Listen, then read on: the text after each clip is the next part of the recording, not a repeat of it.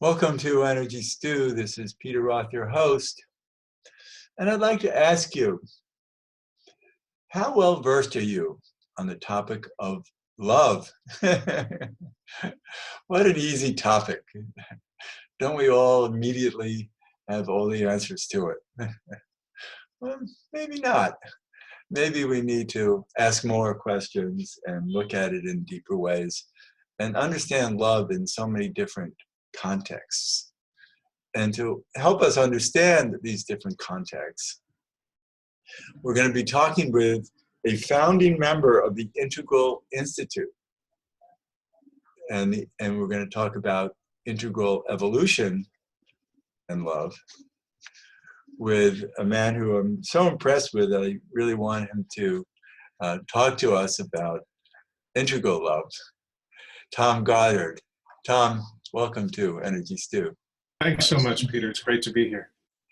So this is something that I know you love to talk about, is love and integral evolution. So what do we need to understand most about the topic of love in terms of our evolution?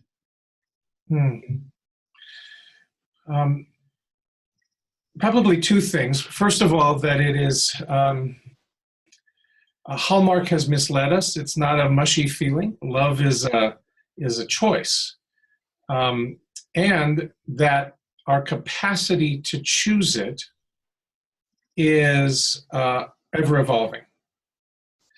Those two things together, I think, are at the heart of my understanding, such as it is, of love. And the really key discovery for me was that it's a choice. I can choose moment to moment to love. As Scott Peck said, we can like or not like, but the call of the universe is to love.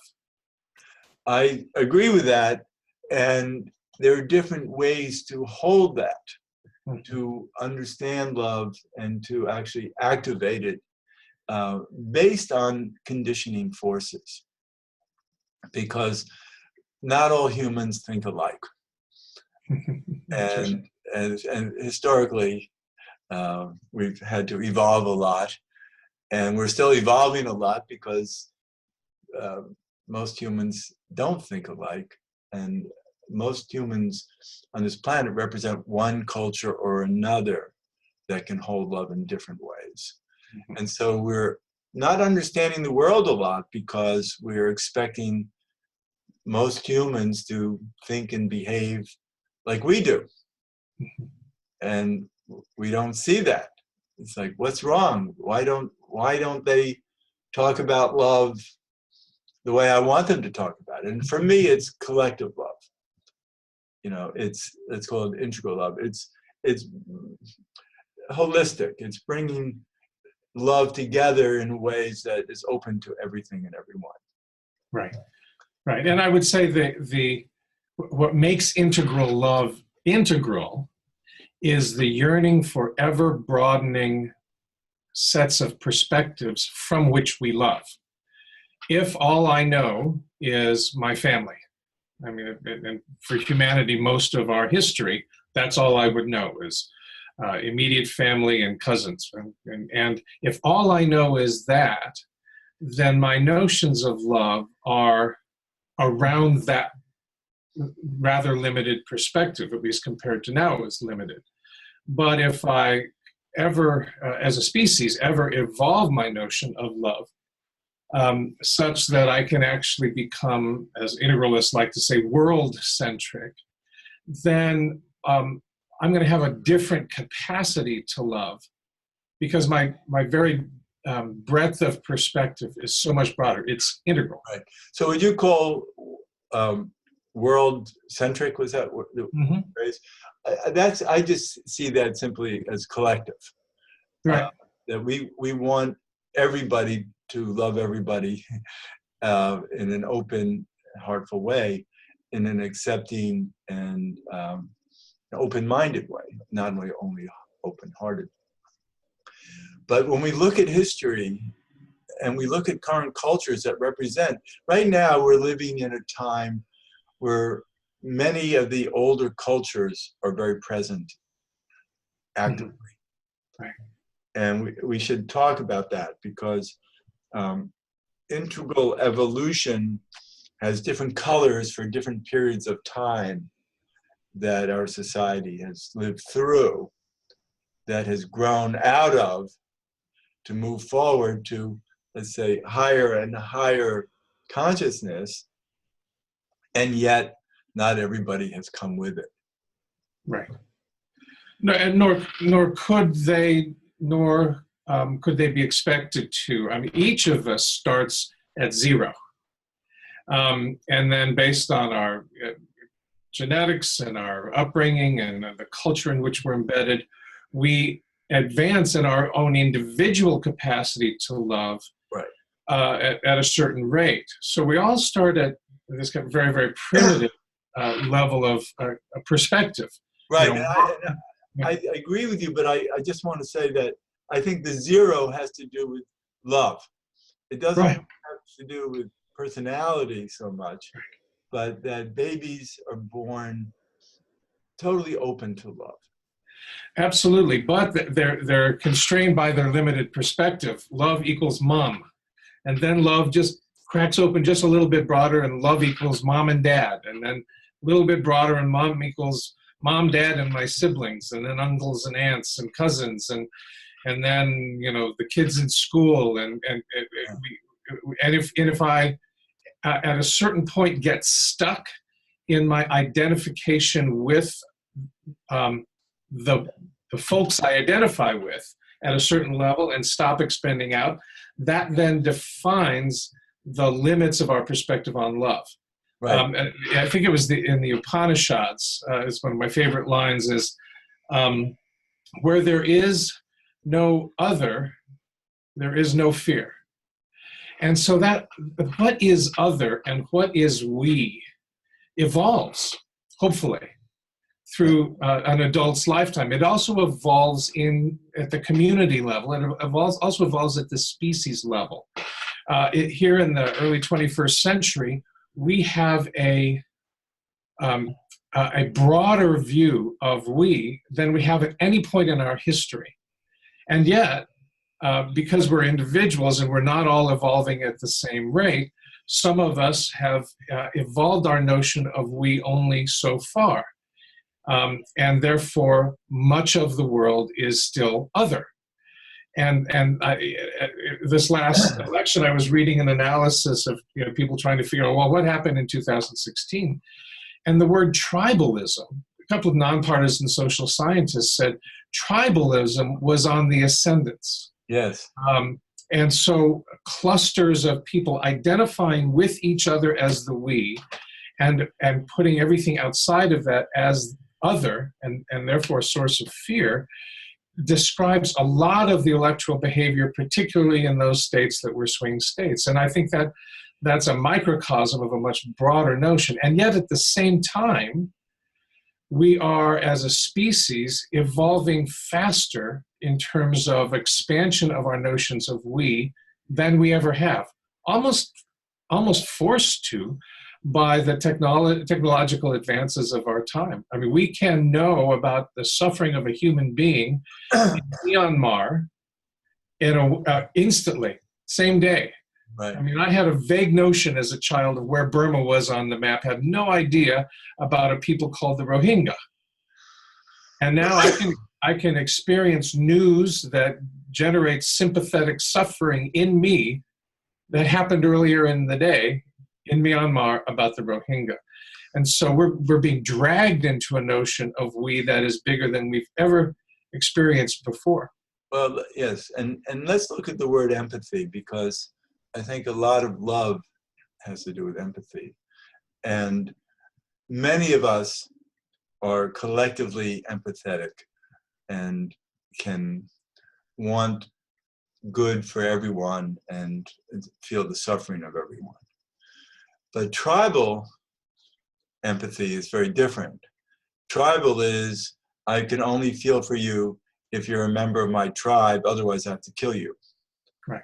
And that's why the Rohingyas are having such a problem, but even in our own country, we're becoming very tribal, and there's a lot of language of hate and killing, and there's so much that goes on here that is frightening to see, and it's all because tribes need tribal chieftains who are tribal warriors.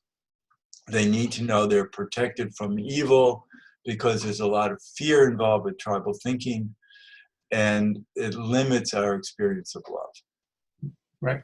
And it doesn't help that there are two industries that have learned with great sophistication how to market fear. And that's the news media across the spectrum and the politicians. And they seem to be in a kind of a synergistic dance where they are marketing fear, and which reinforces these tribal boundaries that so many of us feel in a way that we didn't feel as much when fear wasn't as weaponized as it is now.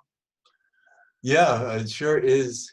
You know, propaganda is king, and it's amazing how limited it looks to us that these forces, these tribal forces, are pointing so many warrior fingers at everybody, and it feels like it's all just headed towards calamity.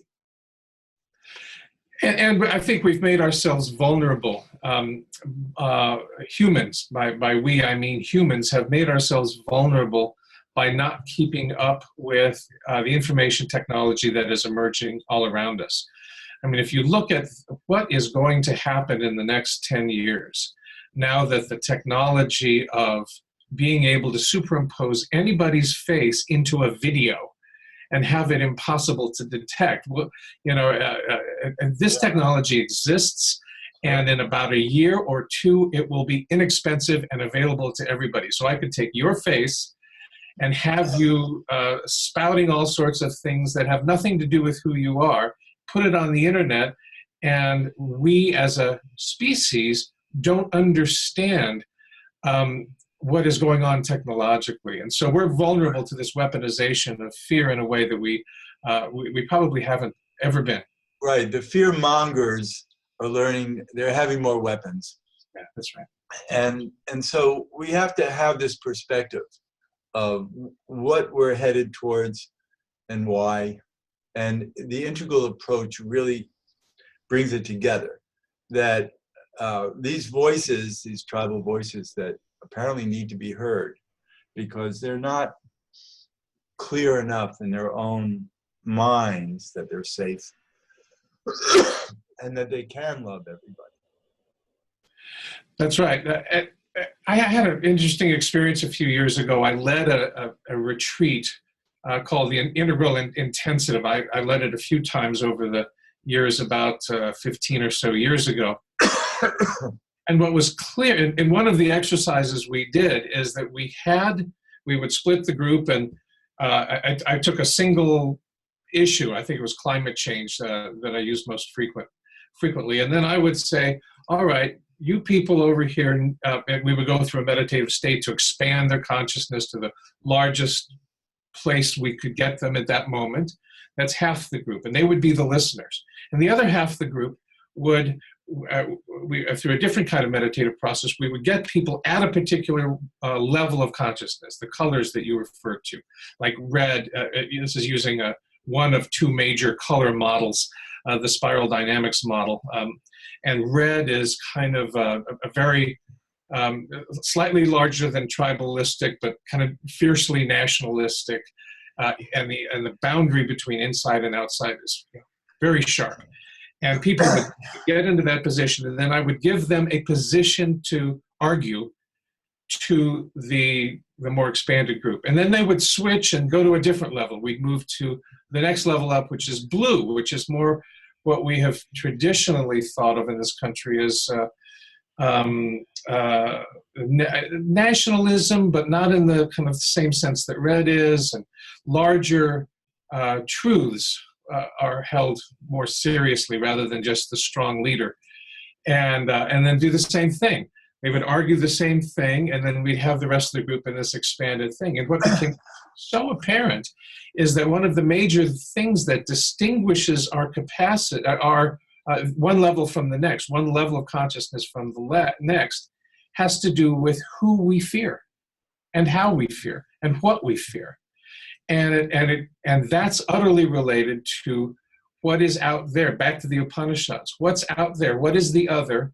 And who am I and who are we? Who do I count as we? And the larger we get the we, the more out there and less tribal the fear gets. Like certainly people with very broad, world-centric, expansive views of humanity and the we-ness of their lives have fears, but what they fear are existential for the species, right, not existential for the tribe. You can't become tribal about universal love. Right. You know, it's like, oh my gosh, if we can't all love everybody, we have to kill all the people who can't. Right. Right. And we can't do that. So that's why this integral approach is so important, because what it says is, let's find common ground. Let's understand each other in ways that can soften, you know, the polarities, bring things together, you know, and integrate so that we can all understand each other better. Right. And maybe we can't for a while. Maybe actually our consciousness has to reach a newer level of openness that I think is happening. I think we're coming into a time of rising consciousness where we can see through the veil more and understand that we don't have to be so afraid. I couldn't agree more, Peter. I tend to think of it in a bell curve of consciousness that's constantly moving toward higher consciousness. And it simply is that most of the species is still kind of slogging its, I mean, if you look at the entirety of the 7 point whatever billion of us, most of us are still by a long shot, are still living day to day at a tribal level. And the skinny upper end is at this world-centric level where universal love is possible. But that number is growing rapidly.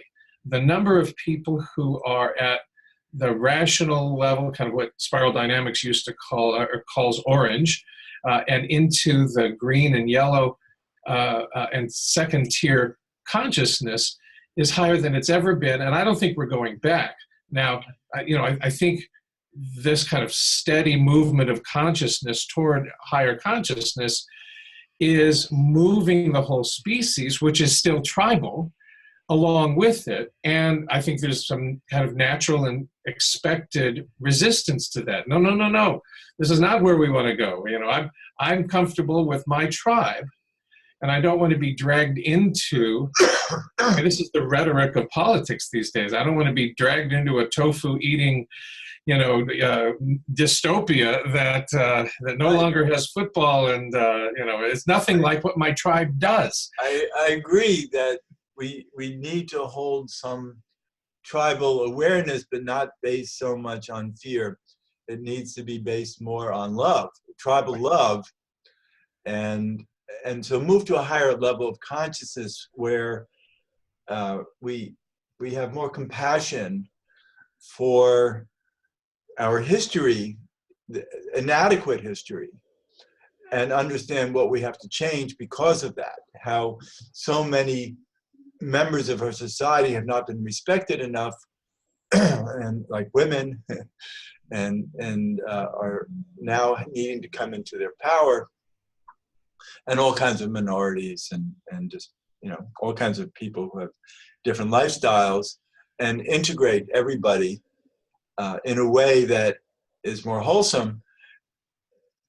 But by understanding our history, understanding how we haven't thought well, how we haven't figured it out, and I think unfortunately to do this, it's more of the sewage has to be shown.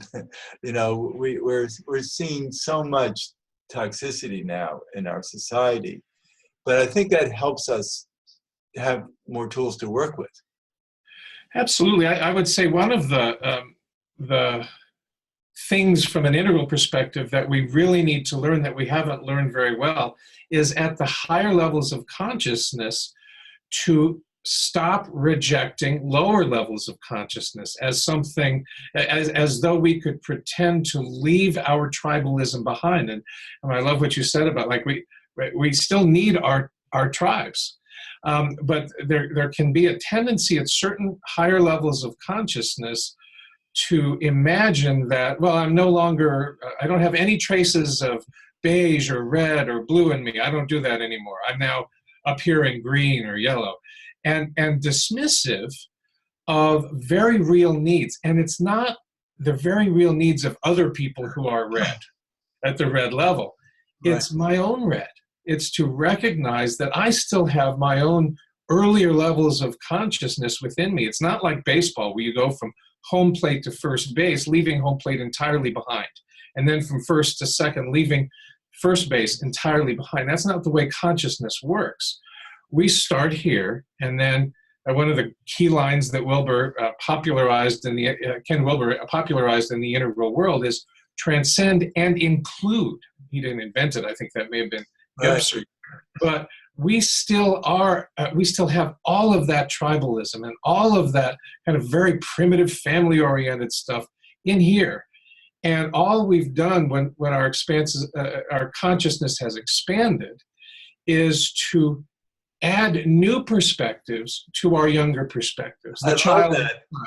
Yeah, you know, I grew up and I traveled in foreign countries when I was a kid, really appreciating how cultures in those days were much more authentic. You know, they weren't just there for tourists. They were actually, people were living in those original ways, and I loved it so much. But then we're becoming so homogenized, and I think there's a fight against that. And in my early days, many decades ago, I was a student. I read Krishnamurti's work, and he always said we have to get rid of nationalities, flags. You know, he wanted everything to be collective, and it's like, well, you know, it's too idealistic. You know, and Taoism is that way too. It says, you know, let's just be all in our original selves every moment. And then we don't even need governments, because we can all depend on each person being authentic to their true hearts and true beliefs that are universal love. Well, that's great to talk about, but we're not there yet. So, and nor would it be an interesting life if we were there. Precisely. I'm not even sure that's what the end of the story should be. It's not the end of my story as I see the expansion of consciousness. Certainly the ability to expand consciousness so that I see that all my beliefs about separation are rooted in fallacy. That's worth striving for. That's worth practicing. However, I think to say that that's where the story ends, you hit the nail on the head, Peter. It would be boring. I think the fabric of being, I'll quote Mark Goffney on this, the fabric of being is seamless. We are, in fact, one. That's the truth. Right. But it's not featureless. Right. It's not featureless. So if you take expansion of our consciousness all the way out so that I identify as the one, and then you add the unique perspective that each of us on this planet has, then you've got unique self. And now that's interesting. If I see the world as not separate, if I see you as not separate from me, but that you and I have... Well, we can love the difference in each person. Exactly. Then you are not a threat to me. Your uniqueness can't threaten my uniqueness because we are unique. Right. So it's really about getting rid of the hate language and the fear language. That's right. and bring us back to the joy of vive la différence.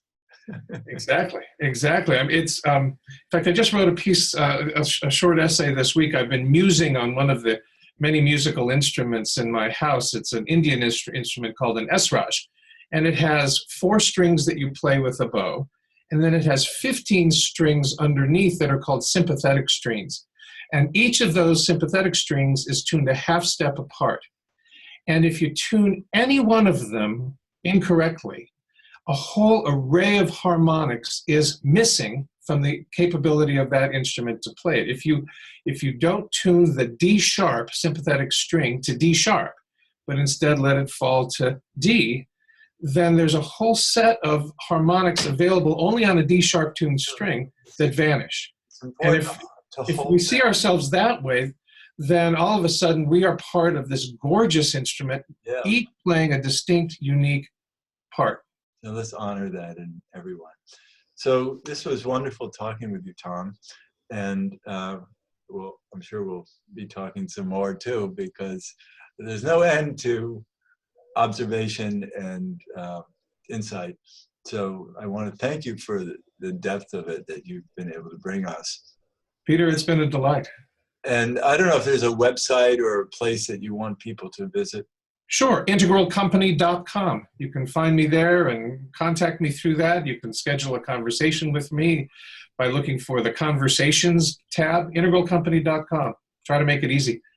Thanks, Tom Goddard. It's been so wonderful talking with you.